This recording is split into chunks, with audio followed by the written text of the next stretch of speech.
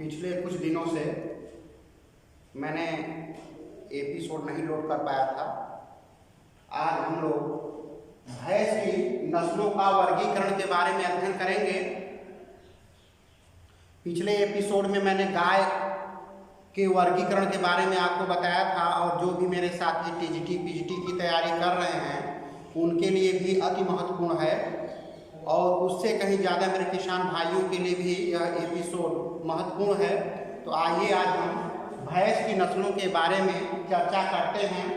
सर्वप्रथम भैंस का जूलॉजिकल नेम बुबेलिस है। इसका जूलॉजिकल नेम क्या है? बुबेलिस है। और देखिए, जो टीजीटी पीजीटी की तैयारी करने वाले छात्र हैं वह इस पर विशेष तौर से ध्यान देंगे कि भैंस की नस्लों को दो वर्गों में बांटा गया है। एक तो है विदेशी नस्ल, जिसको दलदली भैंस के नाम से भी जानते हैं। दूसरा वर्ग है भारतीय भैंसें या जल वाली भैंसें। तो हम सर्वप्रथम यह देखते हैं कि विदेशी नस्लें भैंस की कौन कौन सी हैं। देखिए, सुई न्यू, क्वाई पान, क्वाई त्यू, क्वाई प्रा, मैरिड, क्वाई जन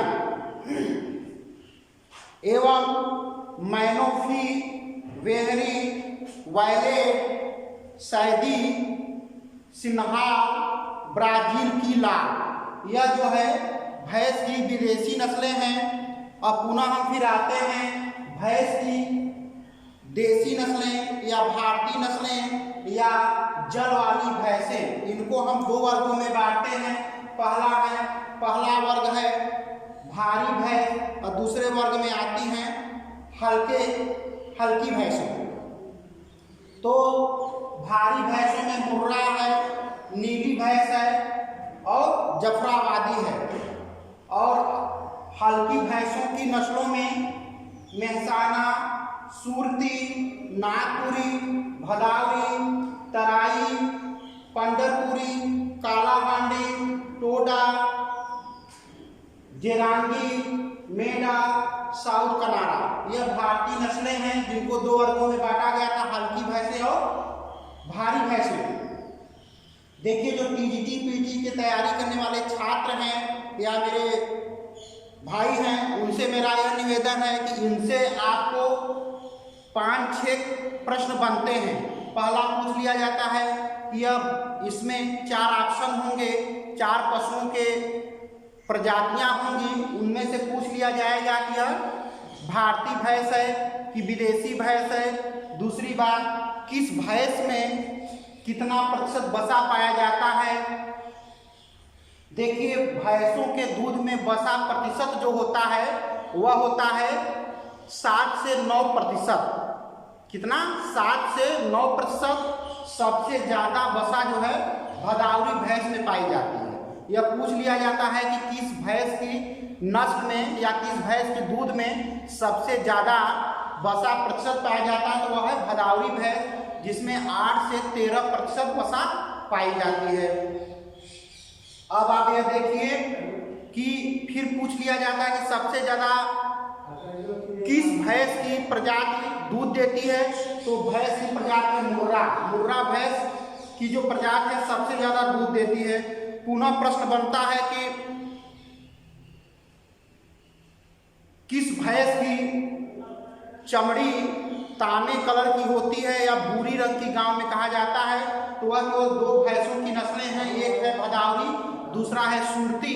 यह 2 नस्लों की भैंसों की जो स्किन होती है, जिसको आप चमड़ी कहते हैं, वह तांबे कलर की या भूरे रंग की होती है, बाकी सबकी काली रंग की होती है।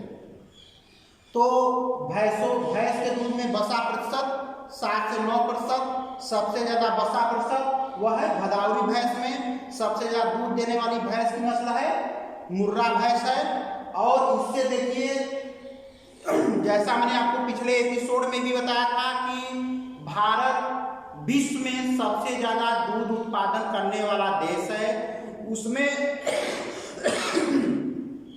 उत्तर प्रदेश नंबर 1 पे है।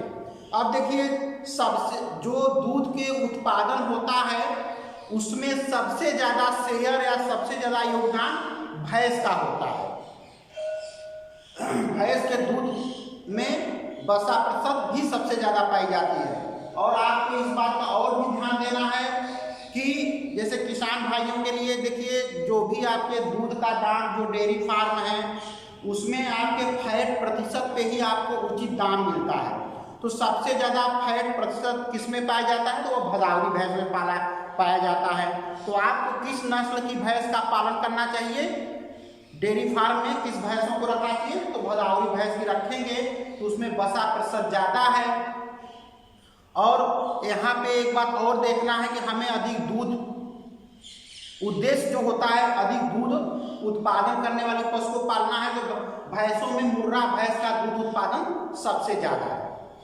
तो आपको यह बात ध्यान रखना है कि हमें किस नस्ल का भैंस पालना है, ये किसान भाइयों के लिए महत्वपूर्ण है। और जो छात्र या मेरे साथी जो तैयारी कर रहे हैं टीजीटी पीजीटी की, उनके लिए यह महत्वपूर्ण है कि इससे आज इस टॉपिक से 6 से 7 प्रश्न बनते हैं। और भैंस कितने दिन में बच्चा देती है, तो 310 दिन में गाय बच्चे को जन्म देती है।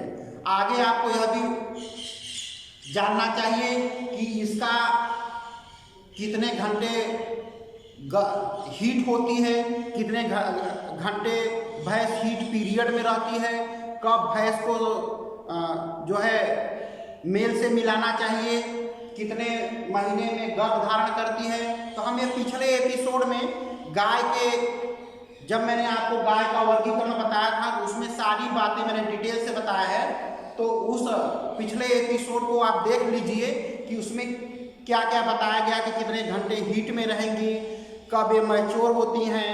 तो और वहाँ से आपको गाय के बारे में अच्छा डिटेल मिल जाएगा, और कितने घंटे हीट में रहेंगी, कितने घंटे जब ये हीट में गाय आती है गर्म अवस्था में, तो उसके कितने घंटे बाद हमको साढ़ से मिलाना चाहिए, यहाँ भैंसे से मिलाना चाहिए। तो आप वहाँ से इसका अध्ययन कर लेंगे। धन्यवाद।